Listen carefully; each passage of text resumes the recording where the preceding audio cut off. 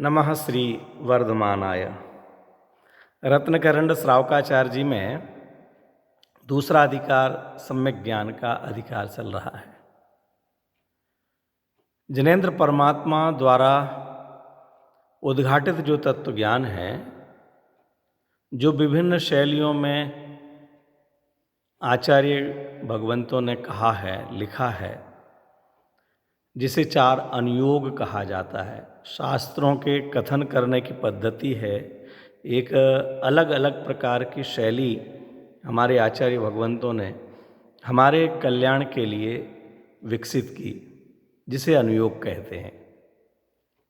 प्रथमानुयोग, करणानुयोग, चरणानुयोग और द्रव्यानुयोग, इन चारों ही अनुयोगों के स्वरूप को जानने वाला सम्यक ज्ञान है, जो चारों अनुयोगों की कथन पद्धति को उन शास्त्रों में जो कथन किए गए हैं उसके अभिप्राय को समझ करके जो उनमें से वीतरागता को ग्रहण कर लेता है, जो उसके वास्तविक अभिप्राय को ग्रहण कर लेता है, वह सम्यक ज्ञान है। मिथ्या ज्ञानी जीव तो उन अनुयोगों में से स्वच्छंदता को ग्रहण करता है, अपने कषाय का पोषण करता है, वह इस बात को समझ ही नहीं पाता है कि क्या कहा जा रहा है। परस्पर में अनुयोगों में विरोध उसे दिखाई देता है। प्रथमानुयोग ऐसा कह रहा है, द्रव्यानुयोग ऐसा कह रहा है, चरणानुयोग में कुछ करने का कहा है, द्रव्यानुयोग कहता है जीव करता ही नहीं है, एक द्रव्य दूसरे द्रव्य को छूता ही नहीं है। उन कथनों के अभिप्राय को मिथ्या ज्ञान नहीं समझ पाता, लेकिन सम्यक ज्ञान वस्तु स्वरूप का ज्ञाता है। सम्यक ज्ञान कहते ही उसे हैं जो आचार्य भगवंतों की अनेकांतमयी वस्तु व्यवस्था जो श्यादवाद शैली में कही गई है उसको समझ सके। उन 4 अनुयोगों में पहला अनुयोग है प्रथमानुयोग। सामान्यतया कहा भी जाता है कि प्रथम माने जो प्रथम श्रेणी सीढ़ी पर जो आए हुए हैं, LKG के जो लोग हैं, जो बहुत अधिक तर्क वितर्क नहीं जानते, याददाश्त जिनकी कमज़ोर है, क्षायुष में ज्ञान कम है, ऐसे जीवों के लिए ही आचार्य भगवंत महापुरुषों के जीवन चरित्र को समझाते हुए क्रमशः संसार की सारी व्यवस्थाएं, उसके कारण कार्यों को समझाते हुए और मोक्ष मार्ग की ओर ले जाते हैं।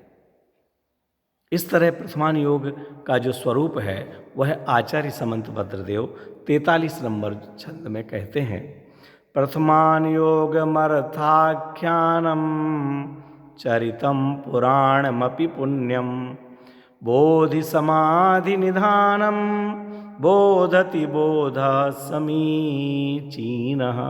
जो समीचीन बोध है, सम्यक ज्ञान है, वह इस प्रथमानुयोग को जानता है। कैसा है प्रथमानुयोग? प्रथमानुयोग में अर्थ का मन पुरुषार्थ का आख्यान किया गया है, पुरुषार्थों का स्वरूप बतलाया गया है। धर्म, अर्थ, काम और मोक्ष, ये 4 प्रकार के पुरुषार्थ हैं। इन 4 प्रकार के पुरुषार्थों का वर्णन इस प्रथमानुयोग में किया जाता है। किस तरह से धर्म ग्रहण करना चाहिए, किस तरह से अर्थ संग्रह हो, किस तरह से हम अनर्गल प्रवृत्तियों के द्वारा काम अर्थात इच्छाओं की पूर्ति में ना लगें, और अगर लगते हैं तो उनका क्या फल होता है, और मोक्ष का पुरुषार्थ, ये सबका वर्णन प्रथमानुयोग में किया जाता है। यहाँ आचार्य देव ने चरित्र, पुराण, पुण्य ऐसे शब्दों का प्रयोग प्रथमानुयोग के लिए किया है। उनका अर्थ सदा सुखदास जी लिखते हैं कि एक पुरुष की मुख्यता से जो वर्णन होता है वह चरित्र कहलाता है।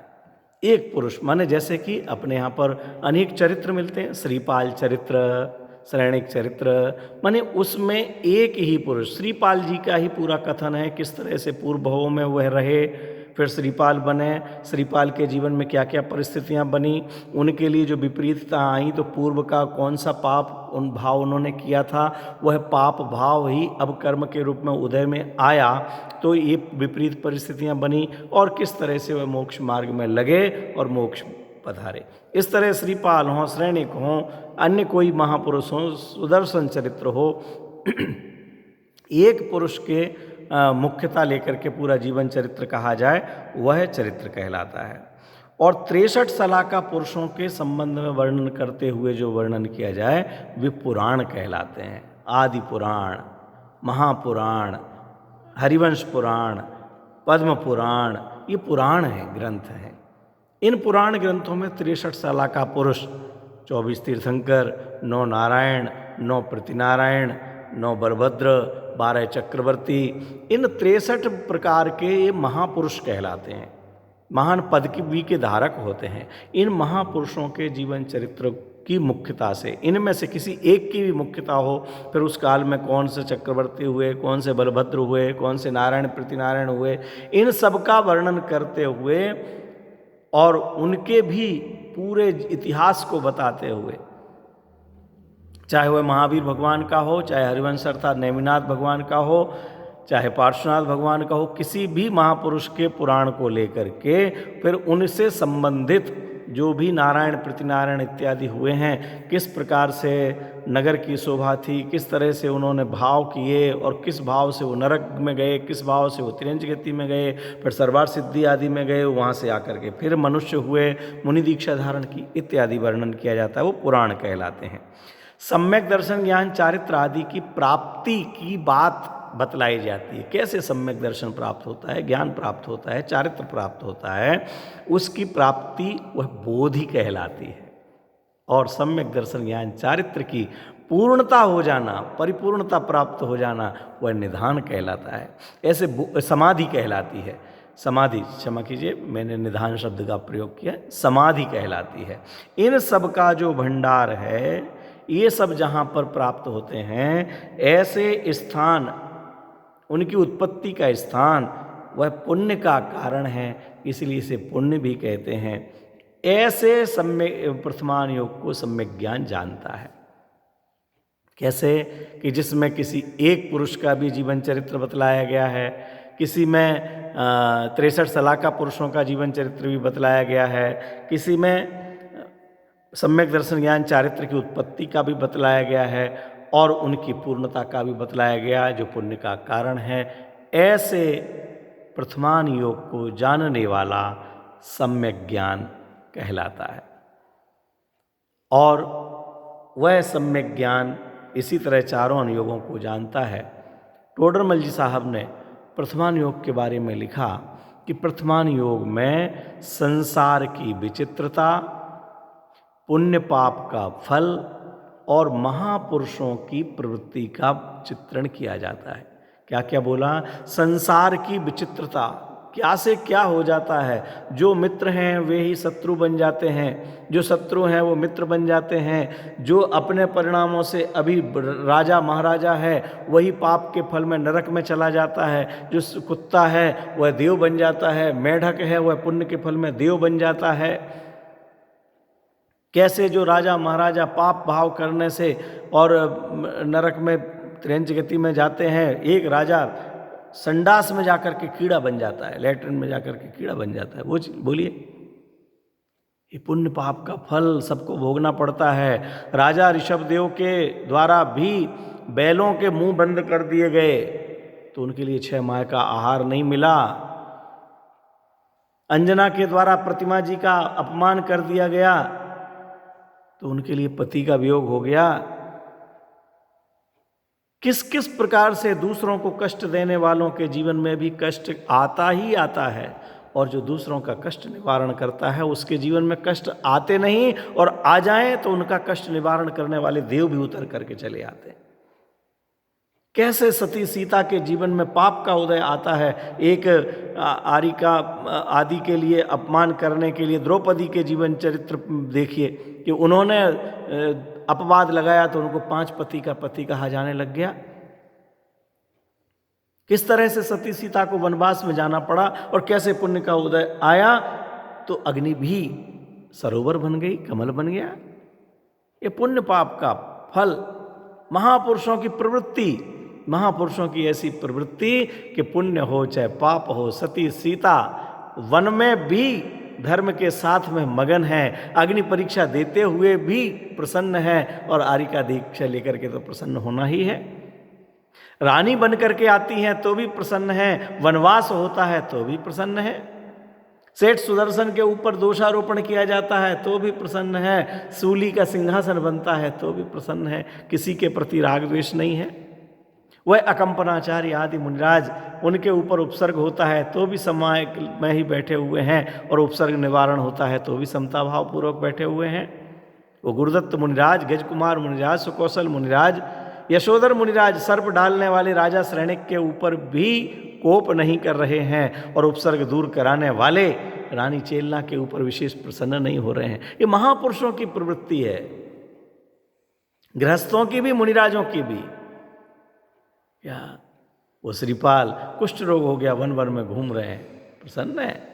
पाप का उदय है, पाप किया होगा, मैंने किसी के लिए लांछन लगाया होगा, किसी के विचिकित्सा की होगी, आज मेरे शरीर में ग्लानि रूप परिणमन हो रहा है, होने दो, मेरा धर्म, मेरा आत्मा तो नहीं बिगड़ा।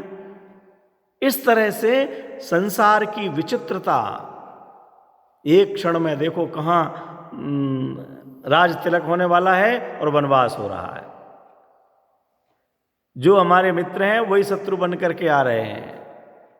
सगे भाई पांडव और कौरव किस तरह से ये चचेरे भाई हैं, कैसे एक ही राज्य के रहने वाले और कैसे आमने सामने खड़े हो जा रहे हैं।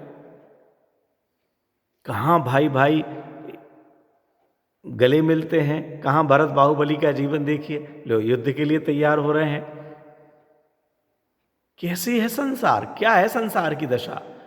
एक क्षण में जो चमकने वाला शरीर है वह पाप का उदय आने पर सनत कुमार चक्रवर्ती का वो कुष्ठ रोग से व्याप्त हो जाता है। चक्रवर्ती का, कामदेव का शरीर जिसके लिए देखने के लिए देव आ रहे हैं, वह शरीर भी कुष्ठ रोग से व्याप्त हो जाता है। इस तरह हमारे लिए आचार्य भगवंत संसार की विचित्रता, पुण्य पाप का फल, ये पुण्य पाप का फल चाहे कोई भी महापुरुष हो, तद्भव मोक्षगामी हो, तो भी यदि पाप भाव हुआ है तो उसका उदय आएगा, और पुण्य का भाव किया है तो वो भी उदय में आएगा। ये हमारे लिए बतला करके और फिर उन महापुरुषों की प्रवृत्ति को दिखलाते हुए हमें भी बतलाया कि सुख आते हैं, दुख आते हैं, हम आते जाते सुख दुख में मस्त रहते हैं, तुम भी मस्त रहना सीखो, जिनवाणी के अनुसार चलो, अन्य किसी पर दोषारोपण मत करो, जो भी फल मिला है वो मेरे ही पुण्य पाप का फल है। इस प्रकार से जो प्रथमान योग के आख्यान हैं, चरित्र हैं, वे सब हमारे जीवन के लिए उदाहरण स्वरूप हैं। मित्रों, एक बात और ध्यान रखना, जो मोक्षमा प्रकाशक जी में लिखा है जी, इस प्रथमान योग में अधिक तर्क वितर्क नहीं लगाना। ऐसा कैसे हो सकता, वैसा कैसे हो सकता है। एक जो कहानियां हैं, पुराण हैं, ये हमें तर्क की कसौटी पर कसने के लिए नहीं, बल्कि कुछ प्रेरणा देने के लिए, पाप से बचाकर पुण्य में लगाने के लिए, एक तीव्र कषाय को छुड़ा करके मंद कषाय को भी वहाँ प्रेरक कहा गया तो भी चलेगा। वहाँ कषायों से बचने के लिए, पापों से बचने के लिए, धर्म मार्ग से बचने के लिए है। वहाँ इतनी संख्या कैसे हो सकती है, इतने राजा कैसे हो सकते हैं, इतनी रानी कैसे हो सकती हैं, इतना सुंदर शरीर कैसे हो सकता है, ये कैसे के लिए नहीं है।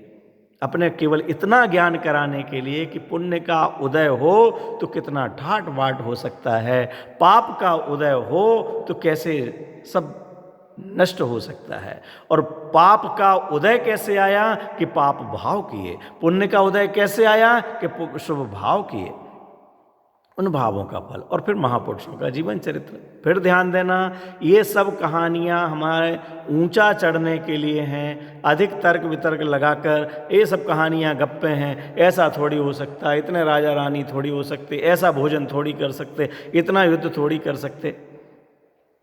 अरे ये सब आख्यान, चरित्र हमारा चरित्र सुधारने के लिए हैं, हमारे जीवन को बदलने के लिए हैं, हमारे परिणामों को बदलने के लिए हैं, हमारे आचार विचार व्यवहार को बदलने के लिए हैं। इसलिए उपदेश ऊंचा चढ़ने को दिया जाता है। इस बात को स्वीकार करते हुए हम इन कथानकों को पढ़ें, महापुरुषों के जीवन को देखें, तो हमें लगेगा कि अरे हम कहाँ हैं और हमें कहाँ होना चाहिए, हमें क्या करना चाहिए।